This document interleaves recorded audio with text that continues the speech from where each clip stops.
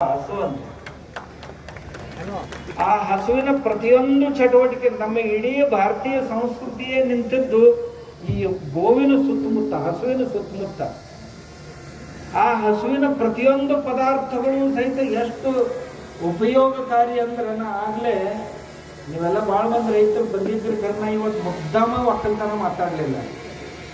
ಮತ್ತೆ ಈ ಮುತ್ತೆ ಬಂದೆಂತ ಶುರು ಮಾಡಿ ನೋಡಿ, ಇವ್ರು ಆಕಳ ಕೊಟ್ಟಾರೆ ಅಂತ ಅಲ್ಲಿ ಕೂಡಲೇ ಹೇಳಬೇಕನ್ನಿಸ್ತು. ನಿಮಗೆ ಹೇಳ್ತೀನಿ, ನಾ ಈಗೊಂದು ಪ್ರಾಜೆಕ್ಟ್ ಶುರು ಮಾಡೀನಿ. ಒಂದು ಆಕಳ ತನ್ನ ಜೀವಿತ ಕಾಲದೊಳಗ 10 ರಿಂದ 15,000 ಕರುಗಳನ್ನು ಕೊಡ್ಲಿಕ್ಕೆ ಸಾಧ್ಯ ಇದೆ. ಎಂಬ್ರಿಯೋ ಟೆಕ್ನಾಲಜಿ ಅಂತೀವಿ ನಾ, ಆ ಟೆಕ್ನಾಲಜಿನ ಈಗ ಮಠದಾಗ ಶುರು ಮಾಡೀನಿ. ದಿವಸಕ್ಕೊಂದು 100 ಕರ ತೆಗಿತೀನಿ ಒಂದು ಆಕಳದಿಂದ. ಒಂದ ಆಕಳದಿಂದ ಒಂದು ದಿವಸಕ್ಕೆ 100 ಕರಗಳು. ಏನ ಬೇಕಂದ್ರೆ ಇನ್ನ ಹೆಚ್ಚನ್ನು ತೆಗಿಬಹುದು. ಕನಿಷ್ಠ 35 ಅಂತರೂ ಅದ್ರೊಳಗ ಉಳಿತಾವ. ಸಕ್ಸಸ್ ರೇಟ್ ಭಾಳ ಚಲೋ ಇಟ್ಕೊಂಡ್ರೆ 70 ಕರಗಳು ಉಳಿತಾವ. ಮಾಡ್ತಾ ಇದ್ದೀವಿ. ನಮ್ಮ ದೇಶದೊಳಗ 65 ಕೋಟಿ ಲೀಟರ್ ಹಾಲಿನ ಅವಶ್ಯಕತೆ ಐತಿ. ಆದ್ರೆ ಈ ಸದ್ದ ಹಾಲು ಪ್ರೊಡಕ್ಷನ್ ಆಗೋದು ಬರೀ 15 ಕೋಟಿ. 50 ಕೋಟಿ ಹಾಲು, ನಕಲಿ ಹಾಲು ಇವತ್ತೈತಿ ಮಾರ್ಕೆಟ್. ಆದ್ರಿಂದ ಹಸುಗಳು ಮನೆ ಮನೆಗೆ ಬರುವುದು, ಎಮ್ಮೆಗಳಾಗ್ಲಿ ಹಸುಗಳಾಗ್ಲಿ ಮನೆ ಮನೆಗೆ ಬರುವುದು ಅವಶ್ಯಕತೆ ಐತಿ.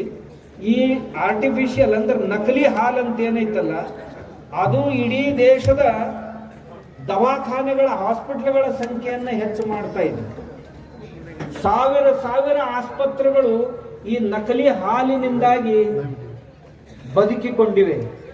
ಆದ್ದರಿಂದ ಪ್ರತಿಯೊಬ್ಬ ರೈತನ ಮನೆಯಲ್ಲಿ ನಿಮ್ಗೆ ಆಶ್ಚರ್ಯ ಅನಿಸ್ಬೋದು, ಪುಣೆ ಮುಂಬೈದಂತ ಸಿಟಿ ಒಳಗ ಫ್ಲಾಟ್ನೊಳಗೆ ಈಗ ಆಕಳ ಕಟ್ಟಕ್ಕೆ ಶುರು ಮಾಡ್ಯಾರ ಜನ. ಕಾರ್ ಪಾರ್ಕಿಂಗ್ಗಾಗಿ ಹೆಂಗ ಒಂದು ಗಾಡಿ ಜಾಗ ಇತ್ತಲ್ಲ, ಹಂಗೊಂದು ಆಕಳ ಜಾಗ ಈಗ ದೊಡ್ಡ ದೊಡ್ಡ ಅಪಾರ್ಟ್ಮೆಂಟ್ಗಳೊಳಗೆ ಶುರು ಆಗ್ಯಾವ. ಅವ್ರೊಂದು ಆಕಳ ಕಟ್ಟಾಕತ್ತಾರ. ಕೆಳಗೆ ಎಲ್ಲರೂ ಕೂಡಿ ಕಾಮನ್ ಆಗಿ ಮೇವು ತರ್ತಾರ. ಎಲ್ಲರೂ ಕೂಡಿ ಕಾಮನ್ ಆಗಿ ಅದಕ್ಕೆ ಒಬ್ಬ ಮನುಷ್ಯನ್ ಇಡ್ತಾರ. ಅವ ಪ್ರತಿಯೊಂದು ಮನೆಗೆ ಹಾಲ ದಿನಾಲೂ ಕೊಡ್ತಾನವ. ಶಹರದೊಳಗೆ ಇದು ಶುರುವಾಗೈತೆ. ಯಾಕಂದ್ರೆ ಜನ ವಿಚಾರ ಮಾಡಕತ್ತಾರ, 50,000 70,000 ಕೊಟ್ಟು ನಾಯಿ ತಂದು ಸಾಕ್ತಾರ. ಒಂದ್ 20,000 ಆಕಳ ಸಾಕಾಗೋದಿಲ್ಲ, ಒಂದ್ 50,000 ಆಕಳ ಸಾಕಾಗೋದಿಲ್ಲ. ನಾಯಿ ಏನ್ ಕೊಡ್ತೈತೆ ಅಂತೀರಿ?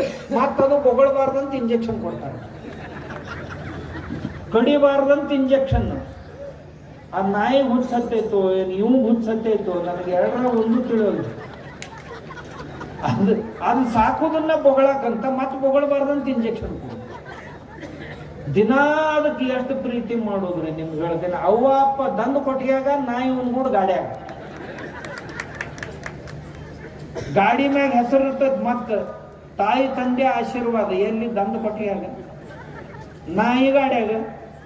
ನಾವು ಇದು ಹಿಂದಿನ ಜನ್ಮದಾಗ ಕಾರ್ಪೊರೇಟರ್ ಇತ್ತೇನು, ಈ ಜನ್ಮದಾಗ ನೋಡ್ರಿ ಅವ್ನ ಕೂಡ ಗಾಡ್ಯಾಗ ತಿರ್ಗಾಡಕತ್ತೈತಿ ಅಂತ ನನಗೆ ಅನಿಸ್ತೈತಿ ಯಾವಾಗ.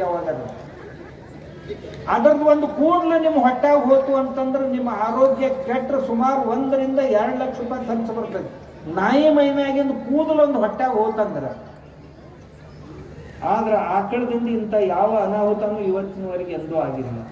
ಒಂದು ಆಕಳ ಯಾಕೆ ಕಟ್ಟಬಾರ್ದು, ಯಾಕೆ ಸೇವಾ ಮಾಡಬಾರ್ದು? ಅದು ಮಂದಿನೆಲ್ಲ ಸಾಕ್ತದೆ. ಮಕ್ಕಳಿಗೆ ಹಾಲು ಕೊಡ್ತೈತ್ರಿ. A to E ಎಲ್ಲ ವಿಟಮಿನ್ಸ್ ಆ ಹಾಲಿನೊಳಗದವು. ಪೂರ್ಣ ಆಹಾರ. ನಾನಾ ಟ್ರಯಲ್ ಮಾಡಿ ನನ್ನ ಮ್ಯಾಗ. ನಾ 11 ತಿಂಗಳು ಬರೀ ಹಾಲು ಕುಡಿದು ಇರ್ಲಾಕ್ ಬರ್ತೈತೋ ಎಲ್ಲ ಟ್ರಯಲ್ ನೋಡೀನಿ. ಮತ್ತು ನಂದೊಂದು ಸ್ವಭಾವ, ಯಾವುದನ್ನು ಟ್ರಯಲ್ ಮಾಡ್ಲಾರ್ದ ಮಾತಾಡಂಗಿಲ್ಲ. ಅದು ನಮ್ಮ ಮ್ಯಾಗ ಪ್ರಯೋಗ ಮಾಡ್ಕೊಳ್ಳೋದು. ಪ್ರಯೋಗ ಯಶಸ್ವಿ ಆದ್ರೆ ಮಂದಿಗೆ ಹೇಳುದು ಇರ್ಲಿಕ್ಕೆ ಹೇಳಕ್ಕ ಹೋಗ್ಬಾರ್ದು, ಆ ದಿಕ್ಕಿಗೆ ಹೋಗ್ಬಾರ್ದು. ಅಂಥ ಆಕಳು ಅದ್ರ ಸಗಣಿ ಮ್ಯಾಗ ಪ್ರಯೋಗ ಮಾಡೀವಿ, ಮೂತ್ರದ ಮ್ಯಾಗ ಪ್ರಯೋಗ ಮಾಡೀವಿ, ಅದ್ರ ಹಾಲಿನ ಮ್ಯಾಗ ಪ್ರಯೋಗ ಮಾಡೀವಿ, ತುಪ್ಪದ ಮ್ಯಾಗ ಪ್ರಯೋಗ ಮಾಡೀವಿ. ತುಪ್ಪ ನಿಮ್ಗೆ ಹೇಳ್ತೀನಿ, 2 ಹನಿ ಮಲ್ಕೊಳಕ್ ಮೂಗಿನಾಗ ಹಾಕೋರಿ ಭಾಳ ಚಂದ ನಿದ್ದೆ ಬರ್ತದೆ. ಗೊರಕೆ ಹೊಡೆಯವ್ರು ಇದ್ರಂದ್ರ ಒಂದ್ 8 ದಿವಸ 2 ಹನಿ ತುಪ್ಪ ಮಲ್ಕೊಳಕ್ ಹಾಕ್ರಿ ನೀವು. 9ನೇ ದಿವಸ ಗೊರಕೆ ಬಂದು ಮನ್ಯಾಗ ಯಾವ ನಿಮಗರ ಭಾಳ ಇಂಪಾರ್ಟೆಂಟ್ ಇದು. ನೀವು ಹುಲಿಗಳು ನಮ್ಮ ಮನೆ ಬಿಟ್ಟು ಹೊರಗೆ ಹಾಕೋಲ್ಲ, ರಾತ್ರಿ ಸಹನ್ ಮಾಡ್ಕೋಬೇಕಂದ್ರೆ ಸಹನ್ ಆಗುದಿಲ್ಲ. ಏನ್ ದವಾಖಾನೆ ಹೋಗಿ ಆಪರೇಷನ್ ಮಾಡ್ಕೋಬೇಕಂದ್ರೆ 1 ಲಕ್ಷ 1.5 ಲಕ್ಷ ರೂಪಾಯಿ ತಗೋತಾರೆ ಗೊರಕೆ ಹೊಡಿದನ್ ಬಂದ್ ಮಾಡಕ. ಆಕಳ ಬರೇ 8 ದಿನದಾಗ ಬಂದ್ ಮಾಡ್ತತ್ ನೋಡ್ರಿ, ತುಪ್ಪ ಹಾಕ್ರ ಮೂಗನ್ಯಾಗ. ಇಂಥವ್ ಬಾಳ ಅದಾವ, ನಾ ಹೇಳ್ಕೊಂಡ್ ಕುಂತ ರಾತ್ರಿ ಆಕೈತಿ. ಅವ್ರು ಈಗ ಗೋದಾನ ಮಾಡಿದ್ರ ಫುಲ್ಲಿ 2 ಮಾತು ಹೇಳೋದ್ರ.